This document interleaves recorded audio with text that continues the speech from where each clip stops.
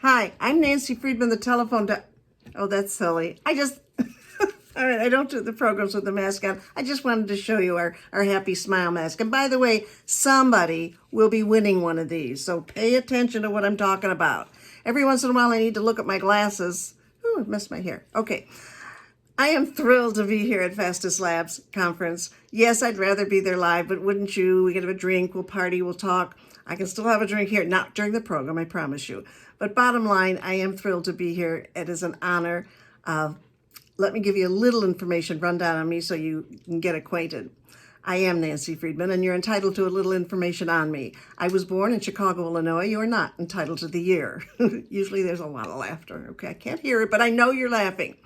I was one, you're not entitled to the year. I started my career at WGN Television many years ago in the sales and service department. Several years after that, my husband bought a radio station in San Diego, California, and I helped set up the sales and service department of that radio station. Several years after that, we bought our second radio station in St. Louis, Missouri, where we live today, and I'm proud to say I helped set up the sales and service department of that radio station, sold it many years ago. I am a professional actress, having appeared on stage with the likes of Gig Young, Dan Daly, Cesar Romero, Forrest Tucker, Don DeFore, Virginia Mayo. The list goes on. They're all dead now. My husband says, "Why do you mention those names? Nobody knows who they are." I said, "Listen, there's a gray hair in the audience who does know them. So if you do remember some of those names, yes, they were wonderful people, and no, they're no longer with us, sadly, but great, great memories." I will also work with my husband in Telephone Doctor. And let me explain what Telephone Doctor is.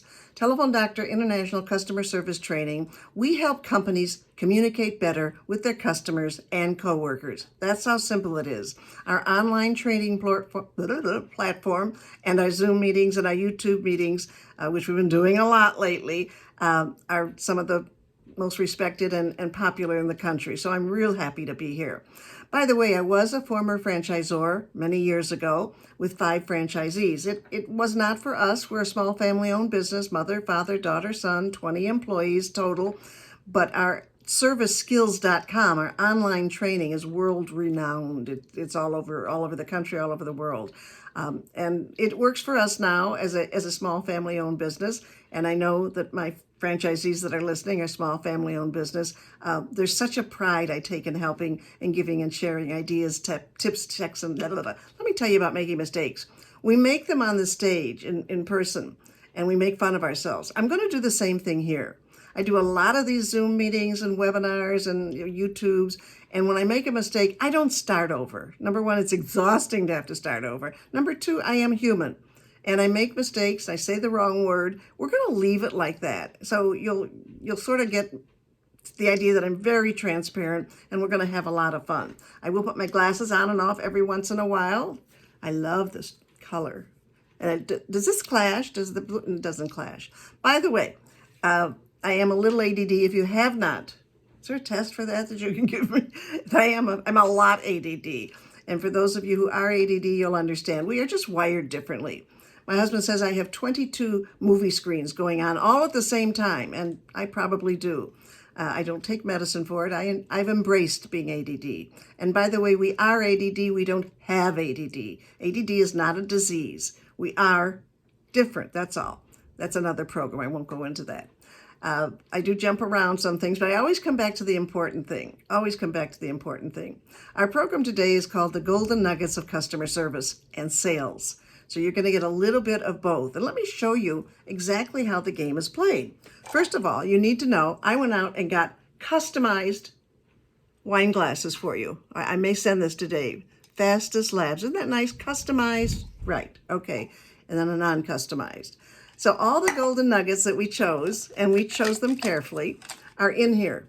Now, I know what nuggets are in here, of course.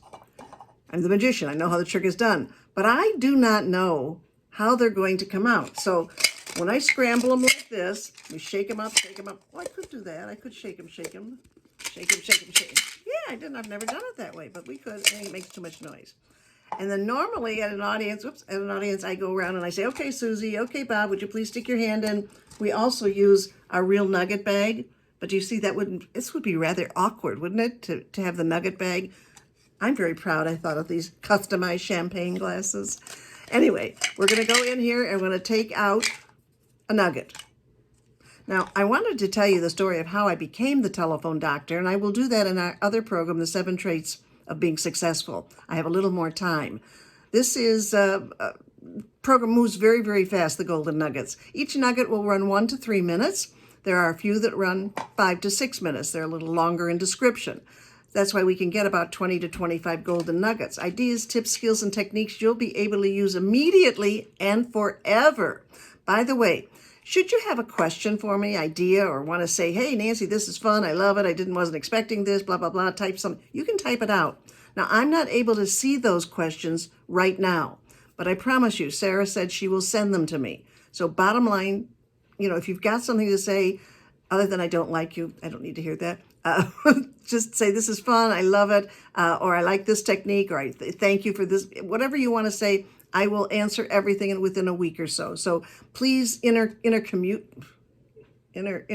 with me, I guess is the word, which reminds me of another funny story. All right, so are you satisfied that these were all shaken up? Great, okay. So again, normally I go to the audience and say, hey, Bob, you pick out the first one. So we're going to do it the Nancy way, bottom line. All righty.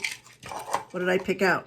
Oh, the 5 frustrating voicemail phrases. I'm going to bet you that all these phrases, one or all of them, are on your cell phone right now, all right?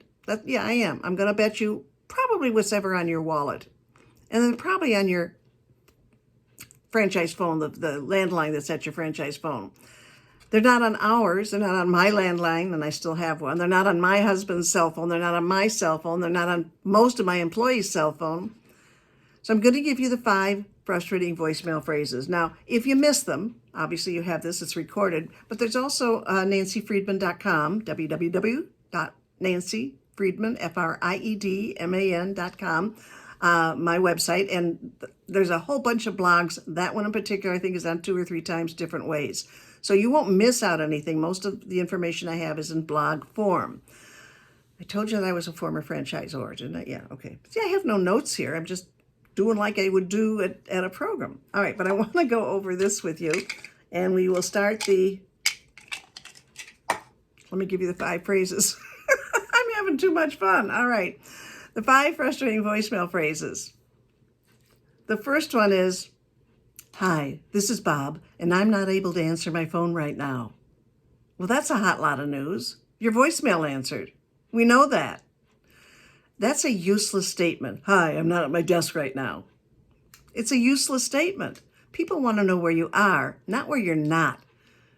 Keep that in mind. We'll go over these again. The second frustrating voicemail phrase is this one. I'm sorry I missed your call. Well, sometimes we're not. Sometimes it's that little old lady that we didn't want to talk. She's been calling over and over and over again. So why put something in there that's not really active or true or factful? The third one is what we call the groaner. Ready? It's when, and you've heard it over and over again. Your call is very important to us. And they're thinking, yeah? Then where are you? I made a call the other day, and I had to wait. I time my calls on hold when I'm waiting. It was 17 minutes. And I kid you not, every 10 to 12 seconds, your call is very important to us.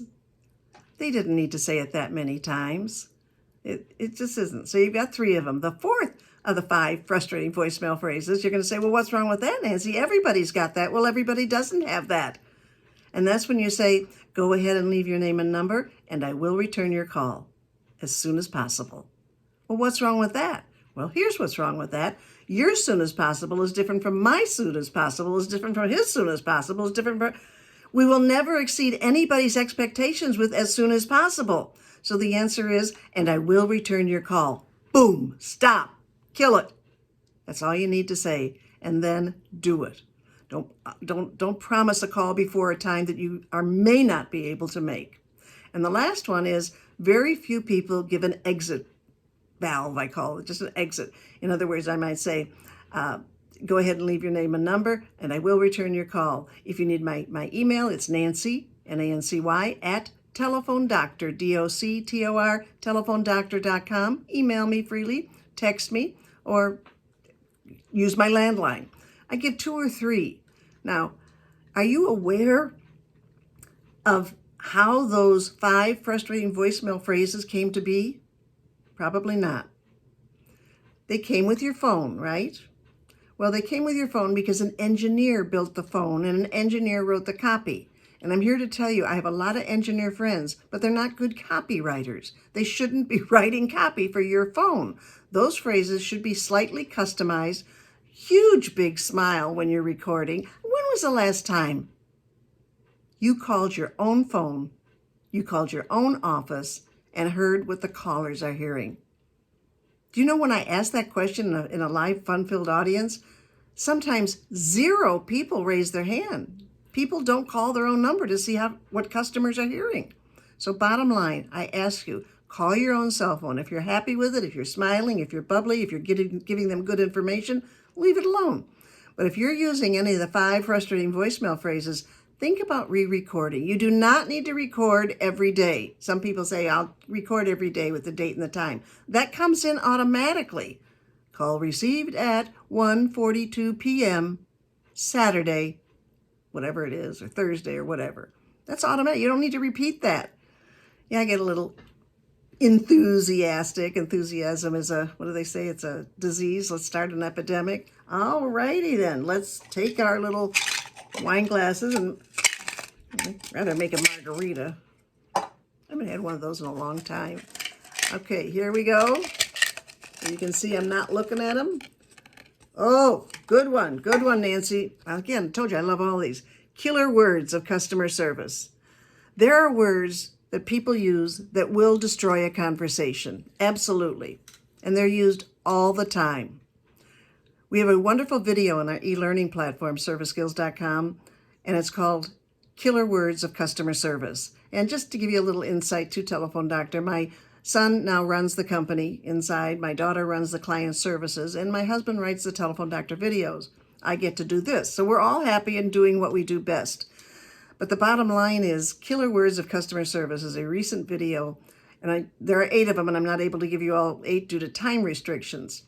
The number 1 killer word of customer service, well, let's pretend you're in the restaurant and you're sitting there and the waiter comes and he pours you a glass of water and you look up to the waiter and say, "Thank you." And the waiter looks at you and says, "No problem." No problem? Have I been a problem? No problem is the number 1 frustrating phrase of killer words. And people say it all the time. What's wrong with the gold standard? You're welcome. My pleasure. Happy to do it. Hope we can do it again. Thank you for coming in. I can give you 22 different reasons or so many different other items to say and said, no problem. That's going to be a difficult one because you've been saying it a long time. And people don't mean anything bad by it. By the way, when I tell you these things, nothing is right or wrong. They're either effective or ineffective. Remember that. You're not doing anything wrong. That's not why I was asked to be here. I was asked to be here to show you how it feels when somebody calls Fastest Labs and you give them a no problem. So bottom line, you're not doing anything wrong. Trust me, you're very good franchisees. I know that from the calls that I made and from what Dave told me. Bottom line, no problem is a big problem to the American public and frankly, all over the country, all over the world. All right. So what's number 2, Nancy? Number 2 is interesting. Normally at my Nancy's, I say, anybody trying to get a divorce here, leave a relationship, and a few hands go up. Well, this will do it.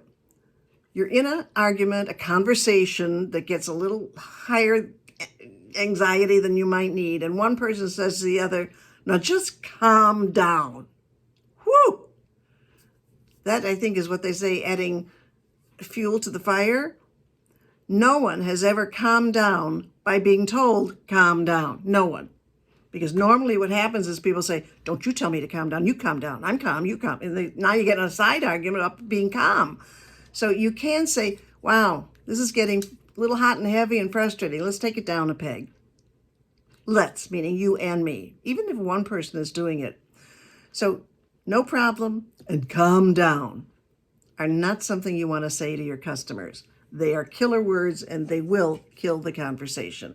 Going to mix them up again so you can be absolutely sure. You can be absolutely sure that, what I got here. This is Apologize versus I'm sorry. Well, what's the difference, Nancy? Big time difference. Big time difference. I'm sorry is when you step on someone's toes. Oops, I'm sorry. You okay? Yeah, fine. And it's dismissed. My apologies is when we screw up. That's when something happens. We misbuild them. I'm not saying you did a wrong test, but something like that. When there's something that didn't go right with the customer. By the way, one of the benefits of telephone doctor customer service training is not only does it fit in all six touch points of communication, it covers all relationships, mother, father, kids, sister, brother, aunt, uncle, in the office, out of the office, not just in business. It covers anything personal you might want to do. So keep that in mind. I'm sorry. Hey, when you go to McDonald's, you drive through McDonald's and you get the wrong hamburger, sorry about that. That's what that is. I'm sorry about that. But when we fouled up, it's my apologies. My apologies. Let me fix that for you because you probably can. You probably can fix it. There's a huge difference between I'm sorry about that, or my apologies. Keep that in mind. That was one of our shorter ones. So, okay, let's do a little mix and match here. I don't think I'd ever be a bartender, do you? Okay. Alrighty, here's, oops, I'm sorry, I picked it up. I forget the camera. I forget where the camera is. All right, what did we pick here? 4 useless words. Man, this is a good, oh, they're all good, aren't they? This is very good because like killer words, you've been saying this over and over and over again several times a day. Now, it's not wrong. It's not dirty. You'll still go to heaven if you say it. It is what? Say it with me. Ineffective versus effective. And that's when somebody comes in to your lab and you say, hi, how are you? Now, what's wrong with that? Nothing. If you want to say that, go ahead. It's just ineffective. Better would be, good to see you. I'm glad you're here. Thank you for coming in. There's, again, 3, 4, 5 other things we can say than, hi, how are you? Because the answer to, hi, how are you is, fine, thank you, how are you? It happened, remember when you used to go to a mall? Remember those days? And you'd see somebody in the mall and you'd pass by, hi, how are you? Fine, thank you, how are you? What happened? Nothing. Absolutely nothing. Now, Nancy doesn't happen to like nothing. I like something to happen, something positive to happen, frankly. So when you say, oh, I'm glad you're here. Thank you for coming in. Great outfit. You can say something nice instead of, hi, how are you? On the phone or in person. And that's another benefit of telephone doctor. The 6 touch points of communication. Email, voicemail, snail mail, phone, fax, face-to-face, and oh yes, chat or text. All these techniques are covered or should be covered within all 6 touch points, 7 if you want to use text, communications. Don't just say, oh, this is just for the phone. It's not. It's for everything. 4 useless words. What are they? Hi, how are you? Fine, thank you. How are you? What just happened? 0, nothing. Good to see you. Thanks for coming in. If it's a woman, say something nice to her. Ooh, cute haircut. Is the man? Glad to have you in here. Thanks for coming in.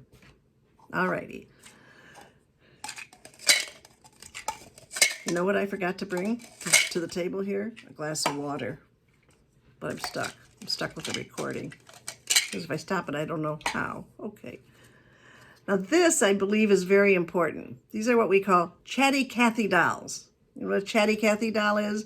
They're the people that call up, and before they can get to what they want, they say, my grandmother used to be from the old country, and when she came here, the automobile was new. They didn't have the airplanes were just starting. So my grandmother, what was her name? Oh, her name was Lydia. Lydia, you don't need her last name. And they go off the reservation. They go off the track, and they talk about something that they didn't call in for that has no value to the call. How do you get a chatty Cathy doll back on track? That's one of our techniques. Back on track. Wait till they take a breath, and they will. They will. Chatty Cathy dolls have to breathe. They will take a breath. And so you get to say, excuse me, I would love to hear more about your grandmother's trip. That sounds so interesting. But I know you called for one of the testings. Now, how can I help you? So you are in control. That's critically important. You know, people say to me, oh, Nancy, I'm nice. Well, being nice and being good are two different things. Trust me. I go, every store I go into, every call I make is mentally not judging, and I never tell anybody they did a good or bad job. That I do tell them if they do good, but I never tell them if they do bad. I just use that experience, of which I have many. And again, they're not bad, they're ineffective. I shouldn't even use that word. So keep that in mind. All right, 4 useless words. Are you having fun yet? Type in if you're having fun, all right? Type in, hey, Nancy, this is super. Thank you, I appreciate that. I promise you. Okay, here we go.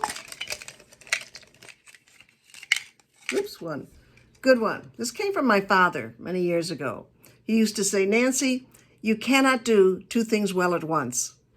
You cannot do two things well at once. Now, I did have a woman come up to me at one time, and she said, well, Nancy, you're wrong. I said, why am I wrong? What happened? She said, I can do two things at once. I'm very multitask. I said, I didn't say you couldn't do two things at once. What did I say? I said, you cannot do two things well at once. Something will suffer.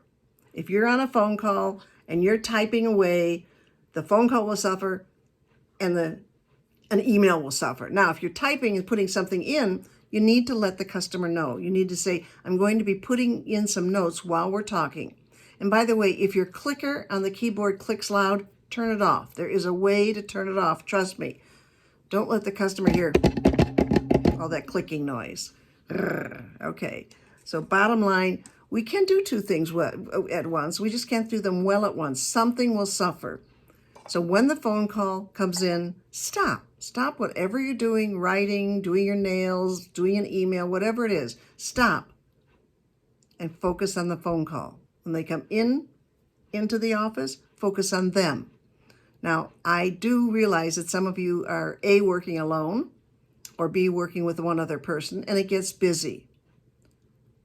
I've been working alone in the office over the years myself.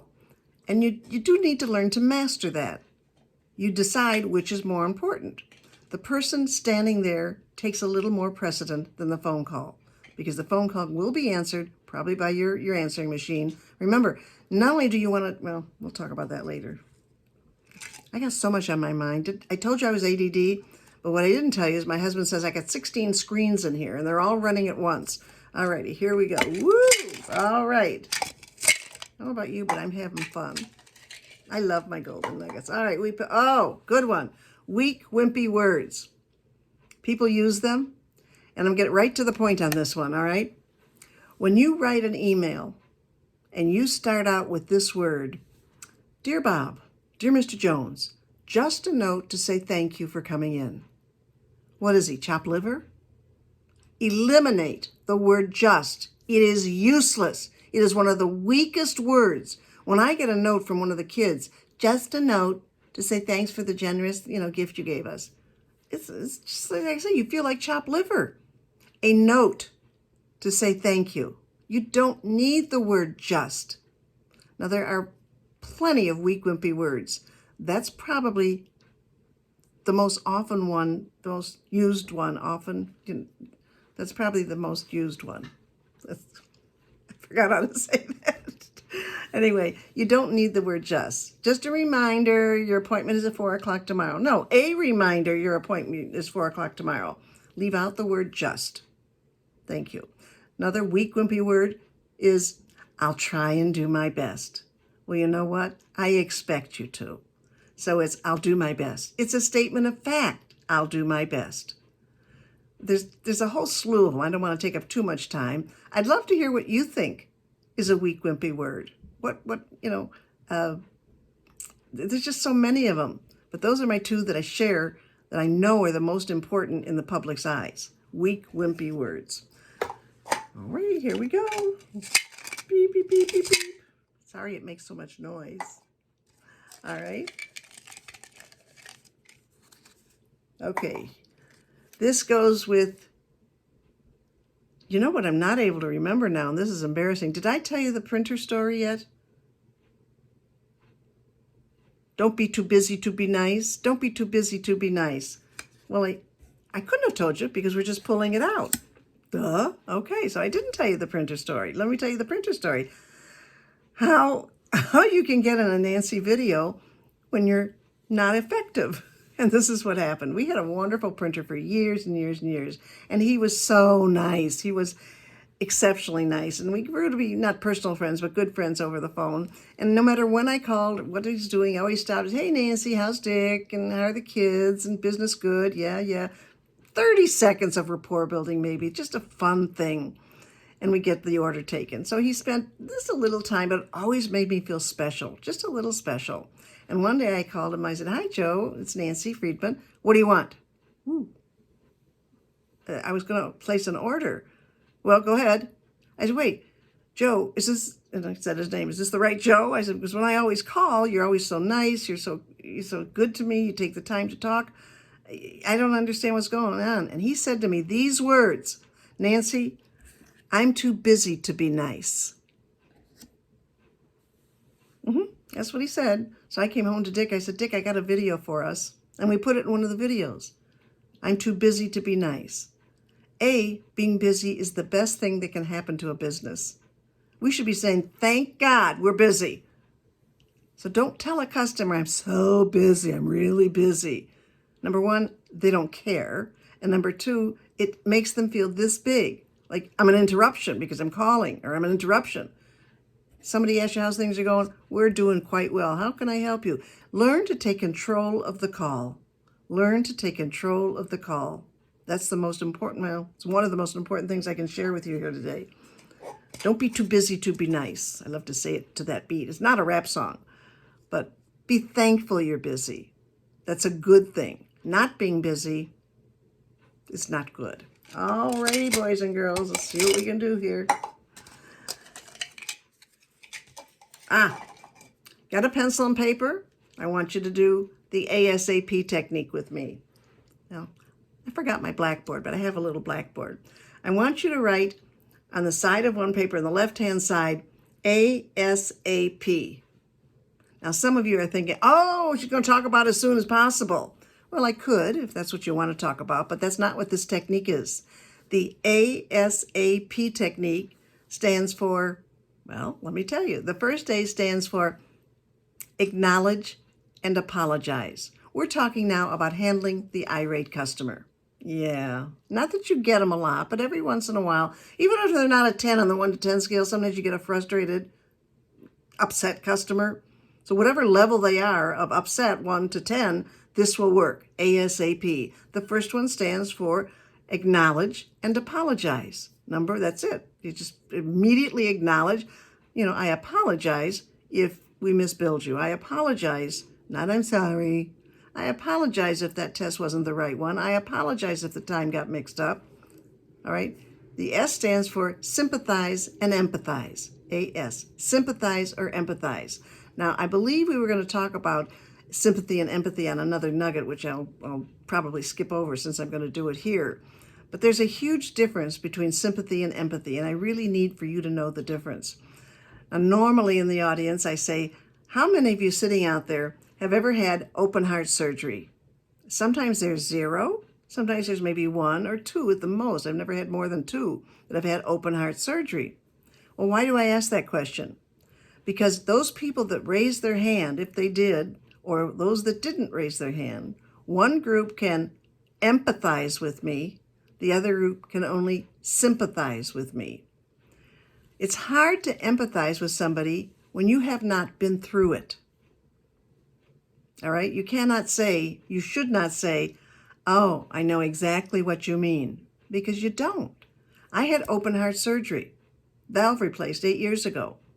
And if nobody in this audience raised their hand to say they too had a valve replaced, all they can really do is sympathize. There's no way you can empathize with me.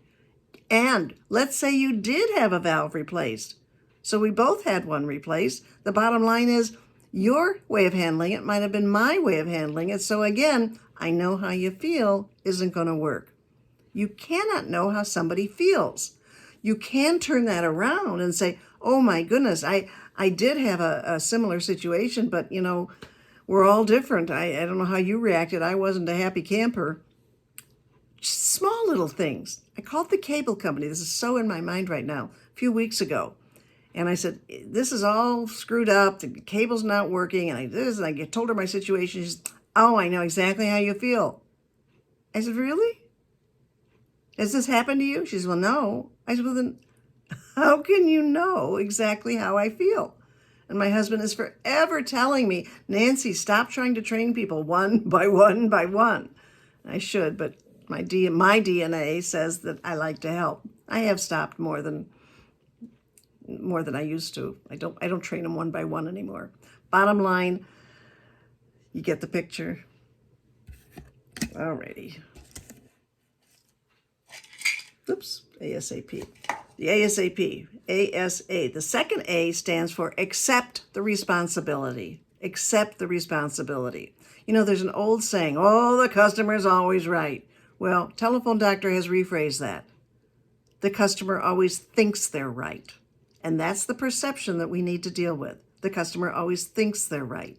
Bottom line, don't argue with them. There's no value. You'll lose every argument with a customer. The best answer to somebody who thinks they're right and they're not, you ready? Is simply, well, maybe you're right. I'll double check. Thank you. It just stops the argument by saying, well, maybe you're right. But the ASAP, again, acknowledge and apologize, sympathize or empathize. Be careful how you empathize. Reverse it. Accept the responsibility. And the P stands for prepare to help. That's what they're looking for. They're looking for help. If we could go from apologize and prepare to help, if we could skip these middle two, but we're not able to because they're important steps, how fast things would go when we have an upset customer. We just apologize and acknowledge, and then we prepare to help. That's what they want. So you would say something like, let's get this fixed for you. I can handle this. People need confidence. That's what your customers want, especially in your area of specialty. I'm going to take a pause here now, just for a moment. We got a lot more golden nuggets. But some of the questions that came to me prior to the program, either through my talking to the franchisees or my personal experience when I called in. I understand that you do not do COVID or blood work. I understand you're not a medical lab. I do get that. I wasn't aware of it when I was hired, but I learned fast. So in one of the calls I made, I asked, tell me what you say when somebody says, hi, do you guys do a COVID test? And they came back with, no, we don't. You know, we do this, we do that. So here's a bonus tip that's not in the customized class, and that is Telephone Doctor is a language of positive statements at the top of the call.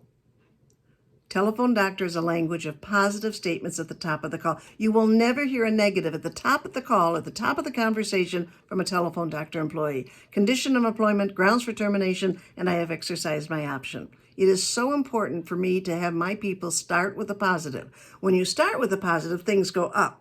When you start with a negative, yeah, they go down. So the answer to, do you guys do COVID or blood lab work is, I wish we did. We specialize in 4 or 5 or whatever you have, in DNA and infertility, infidelity, okay, and the other ones that you do. So it's the old question, it's the old statement, tell them what you do. Oh, I hate when I say that. Tell them what you do, not what you don't do. Don't tell them, no, we don't. I wish we did. We are a specialized lab specializing in, and make them know you're specialists in the 4 things. Because when you list the 4 things that you do, or 5 things that you do, or whatever test you do, I don't know how many, and I apologize for that. If you list them, wow, I didn't know you did DNA. Well, wow, I didn't know you did this. There's an awful lot of people that don't know what you do. Oh, your immediate friends do and your family do. But Joe Schmo's looking in the, I'm sorry to say yellow pages, but then you'll know how old I am, Googled something, may not realize that. Unfortunately, Google will allow you to tell you what it is. So that's what I want to share you about that. Telephone Doctor is a language of positive statements at the top of the conversation. If you will start your conversation as much as you can with a positive, even when there's a negative situation. We've learned it. All my 20 employees have learned it. My kids, my husband, you can do it. All right, little mix up, mix up, mix up, mix up. Oops, let's go here. Oh, talking about mix up. How to deliver bad news. Nobody likes to do that, do they? How to deliver bad news. I don't believe you've ever gotten a call and say, okay, give me some bad news. I'm ready for some bad news. And then when you say to somebody, oh, Mr. Jones, we got some bad news for you. I know you're not going to say it in that tone. I'm trying to just make it explicit for you. We've framed it so it comes out a lot better. So, Mr. Jones, we have some good news and we have some not so good news. Which would you like first? That's smooth. Mr. Jones, we have some good news and we have some not so good news. Which would you like to hear first? And when you let the customer pick one, it's easy. It really is easy because you always have the good news, correct? So what about the not so good news? When you say I have good news or bad news, or we have some not so good news, you always need a plan B. You need something that will help it. Example, the good news is we found the DNA that you were looking for. The not so good news is we need you to come in to re-swab because there's something we missed. And I'm making that up. It's probably not even correct, but I'm making it up. So the not so good news is just a little bit. I hope I'm making sense here. But delivering bad news is an art, not a science. You don't want to blurt out, I got some real bad news for you, or we didn't get it, or we have to do it again, or whatever else.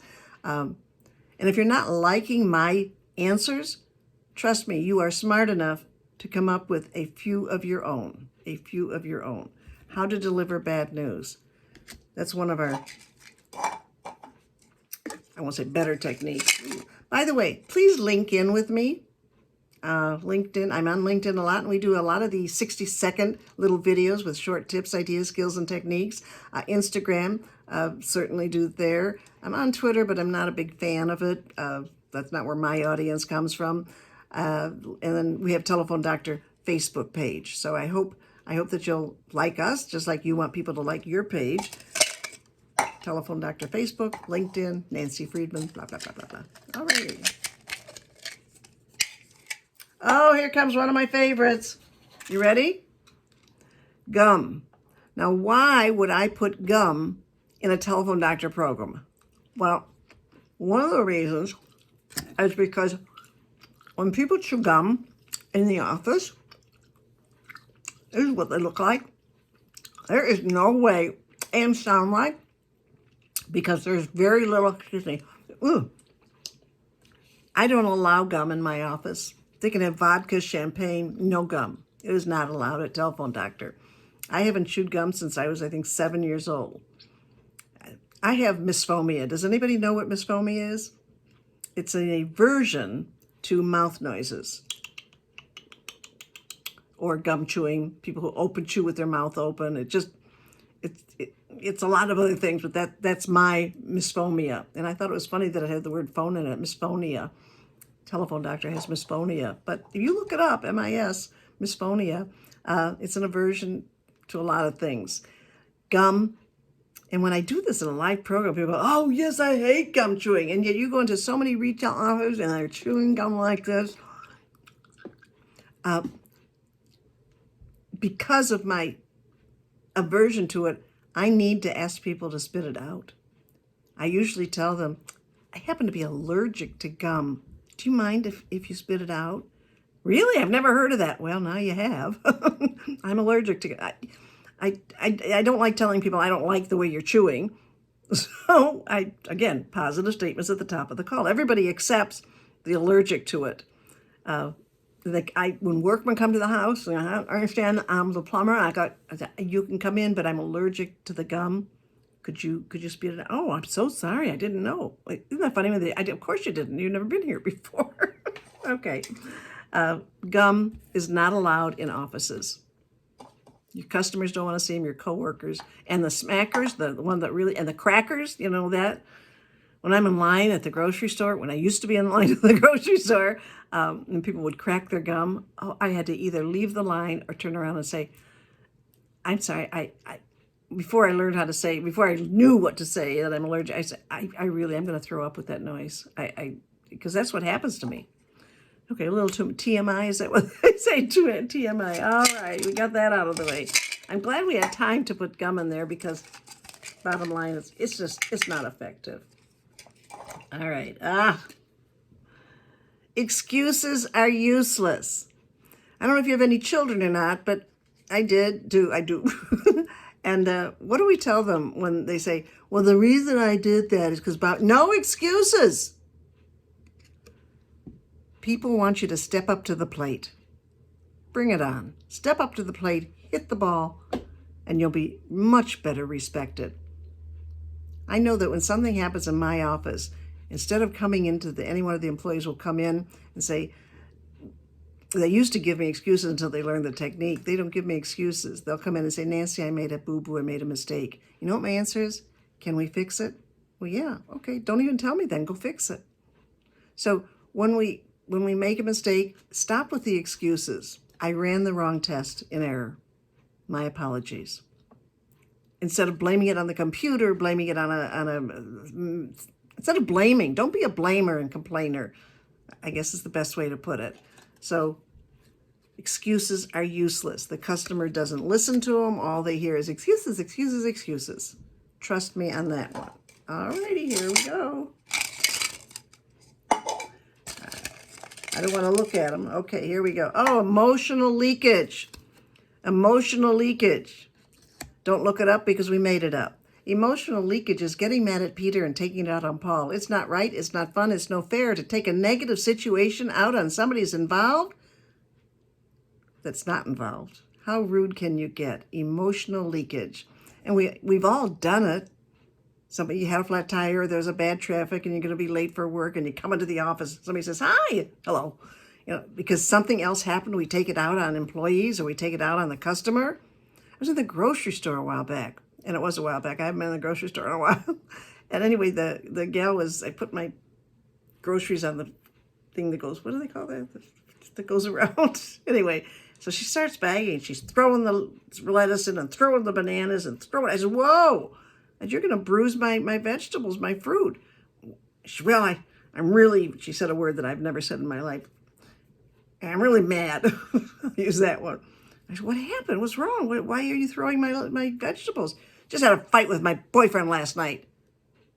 I said, were we together? Was I with you? And she looked at me. She says, well, no. Oh, then don't take it out on my fruit. And she started to apologize, as right she should. But that I wasn't with them. I wasn't in the argument. I wasn't the cause of the argument. I don't even know the woman. So why would she take it out on me? But it happens all the time. We emotionally leak on somebody. Now, normally, we emotionally leak on our loved ones. We've had a bad day at work or something happened to us. Doesn't even have to be work. And we come in the house to a husband or a wife who's saying, hi, honey. All right, leave me alone for 5 minutes. Give me a drink. It's not their fault that something outside of their parameters affected you. Emotional leakage, getting mad at Peter and taking it out on Paul. It's not right. It's no fun. It's not fair. Now, oftentimes the customer, the client will leak on you. Now, you're not able to say, please stop leaking on me.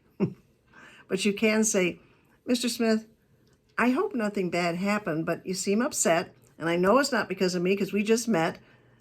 I hope you're okay. And you will see something like, oh, yeah, I'm so sorry. I had a bad morning or I had a flat tire. They'll tell you what happened and you can understand. And don't tell them it's all right because it is never all right to emotionally leak on somebody. Never all right. People will understand, but emotional leakage is real and it happens to almost everybody, doesn't it? Dave, do you want this as a memory? I don't know where I found it, what store. Ha ha ha. Okay. All right, let's. Okay, email frustrations. The one thing I forgot to ask when I talked to some of the franchisees, and I forgot to ask you, Dave, is do we do a lot of email confirmations? So I'm just going to go over it quite basically, unless you have a question. Yes, Nancy, we need more information. But bottom line, there are a couple big frustrations of the American public. Who can tell me, and there is a prize, one smile mask or a book, whichever you want, what's the biggest frustration in email today? Okay, I'm going to wait just a few seconds because somebody's typing, this or that or this. Well, okay, stop. So, Sarah, the first correct answer will get a prize. Poor grammar and poor spelling. Yes. Poor grammar and poor spelling is the number one frustration on emails. And I don't know about you, but when I'm on Facebook or LinkedIn or any of the social media, and I see messages from CEOs, presidents of companies, high-end movie stars, whatever, and they use the wrong your and the wrong there and the wrong to, they know better. You know what? They just didn't proof. I hope they know better. They just didn't proof. Now, the thing about poor spelling and grammar is we have a spell checker. Now that won't check the you're and the you're and the there and the there and the to and the to. It usually doesn't say which do you want. When in doubt, leave it out. If you're having trouble spelling a word, if you're having trouble deciding which word to use, put something else in there. Because when we misspell a word, when we have poor grammar, we do not look smart. We don't sound smart. And so I ask people, even in my office, it's okay not to know which one. That's not a terrible thing. Just don't try and guess, because if you make the wrong one, you don't look very good. And if you don't look very good, you bring the whole company down. Some of these I say are 3 and 4 minutes, some are 30 seconds, but they're all tips, ideas, skills, and techniques that you'll be able to use immediately and forever. All righty. Oh, here comes. This is what I was waiting for. I didn't want to miss this. How do we answer the phone? And the answer is not very carefully. Let me give you how the phone is answered. We use the telephone doctor's 3-part greeting. Well, what's that, Nancy? Well, this is it. You only need 3 things. Number 1, you need what we call a buffer, B-U-F-F-E-R, a buffer. Now, buffer words could be good morning, good afternoon, thanks for calling, Merry Christmas, Happy Tuesday. Something that precedes the company's name is a buffer. And then, of course, your company name, telephone doctor's office. And then the third thing is your name with a simple, this is Nancy, stop. Anything after our name erases our name. How can I help you is not necessary on initial greetings. You're there to help. That's why you picked up the phone. So it sounds something like this. Hi, thanks for calling telephone doctor's office. This is Nancy. Stop. Anything after your name erases your name.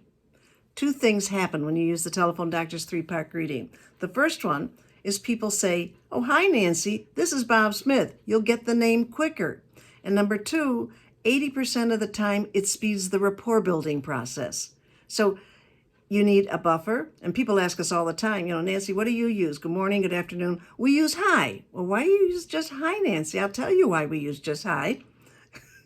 Years ago, we used I don't answer the phone as much, but I would hear the lady say, good morning at 5 p.m. or good afternoon at, 10 a.m. And I said, how would you like to never worry about what time it is when you answer the phone? They said, yeah, we really would like that. I said, then don't just say hi. Thanks for calling telephone doctor. This is Nancy. You use your own name, of course. You understand that. Answering the phone is not simple. It's an art, not a science. And we cannot answer the phone without a smile.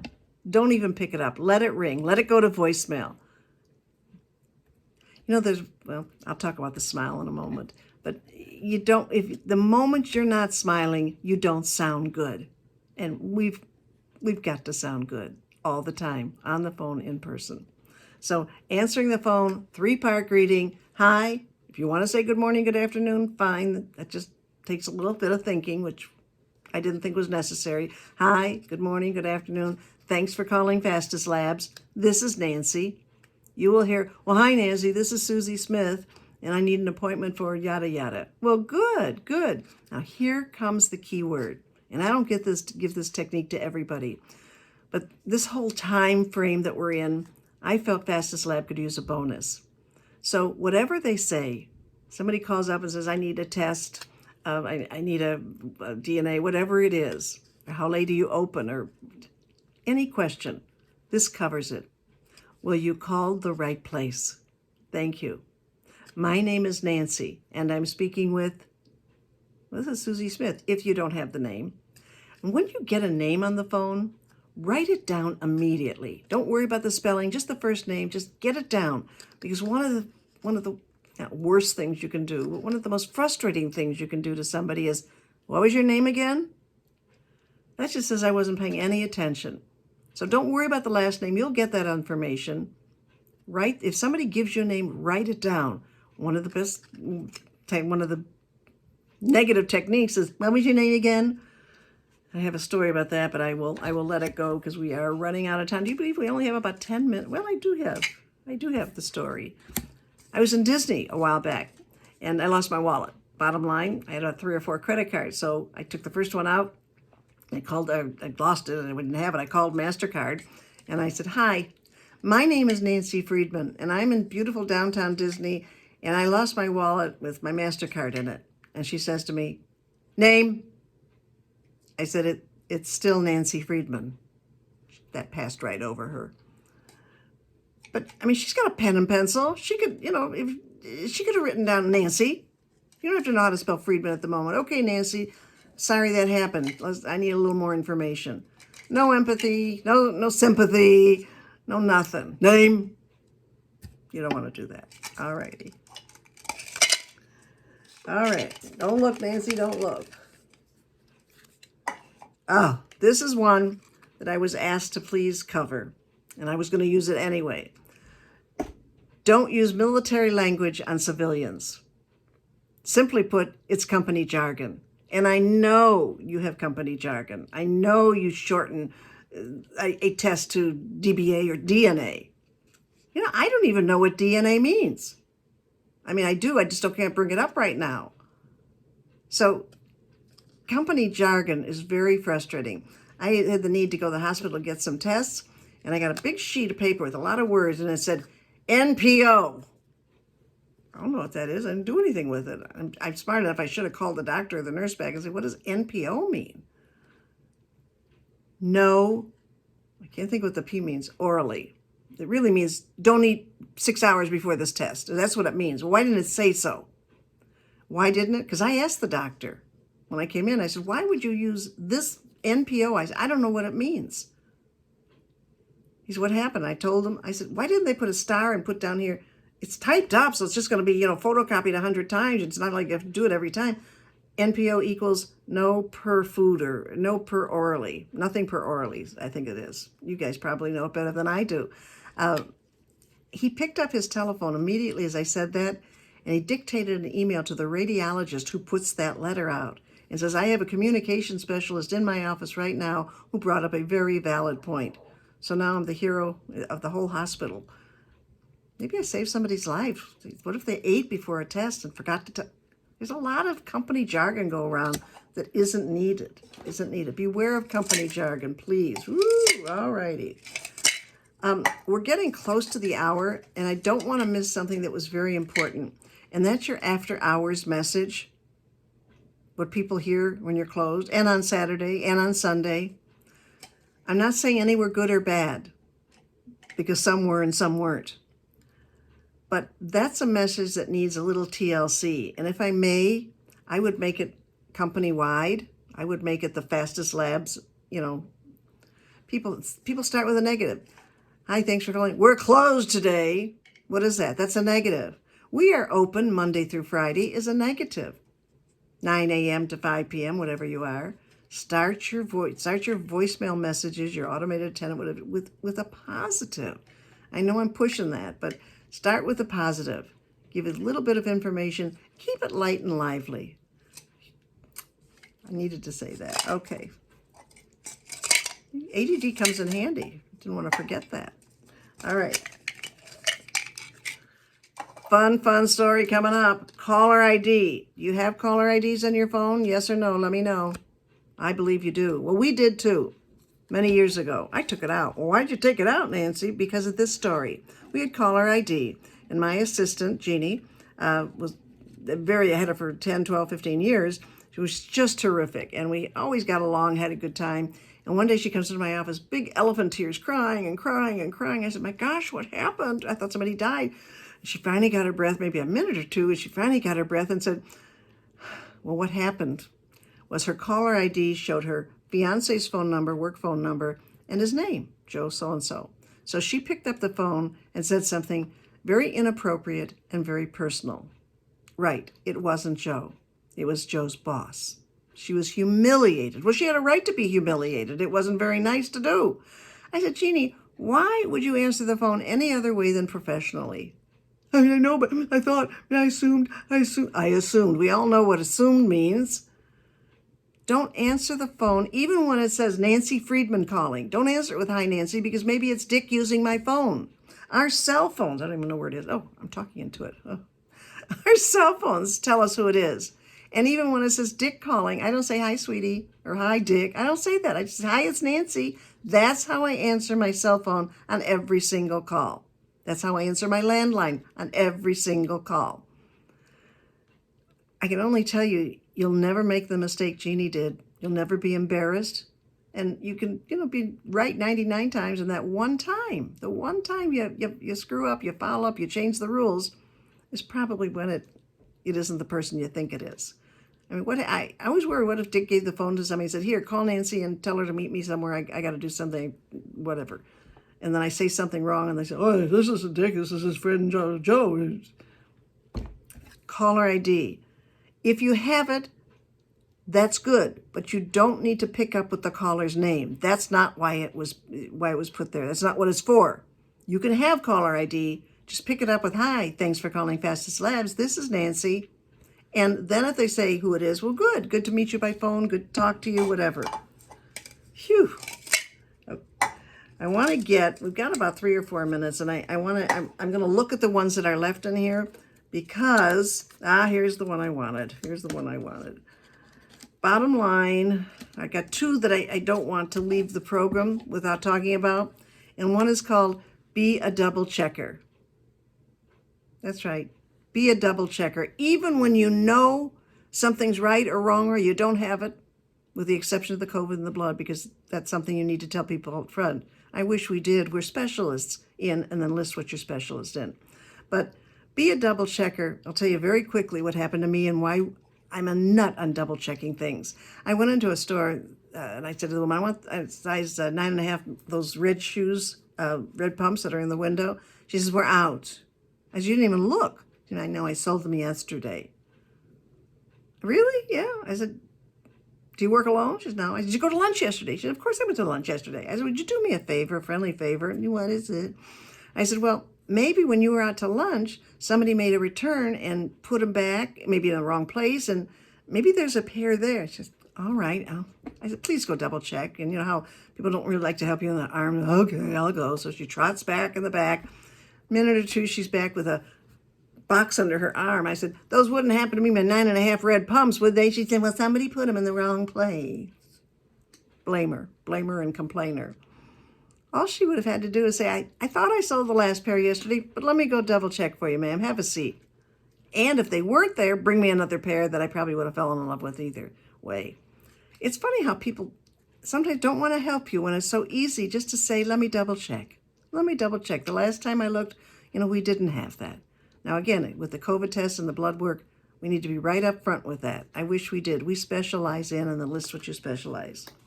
So I'm not able to close a program without this particular one. And that is, it's just a smile. It's just a smile. See how weak that makes it? It's a smile. It's a smile. We have a wonderful saying in our office, a phony smile is better than a real frown. A phony smile is better than a real frown. It just is. Sometimes we don't feel like smiling, myself included, but when you force yourself, and a smile is showing the teeth, by the way, that's right, then you're smiling. Some men grin like this, but they think that's a smile. That's not a smile. You got to show your teeth. Teach your husband that. A phony smile is better than a real frown, which is why we have the smile mask. I got 40 hours of information, and would you believe we've been on an hour now? I felt like it went so fast.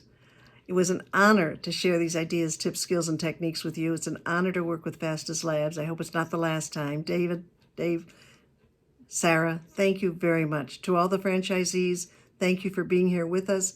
You're going to have a wonderful, wonderful franchisor. Follow him. He will lead you to the right path. Thank you for those that did talk to me. I appreciate that very much.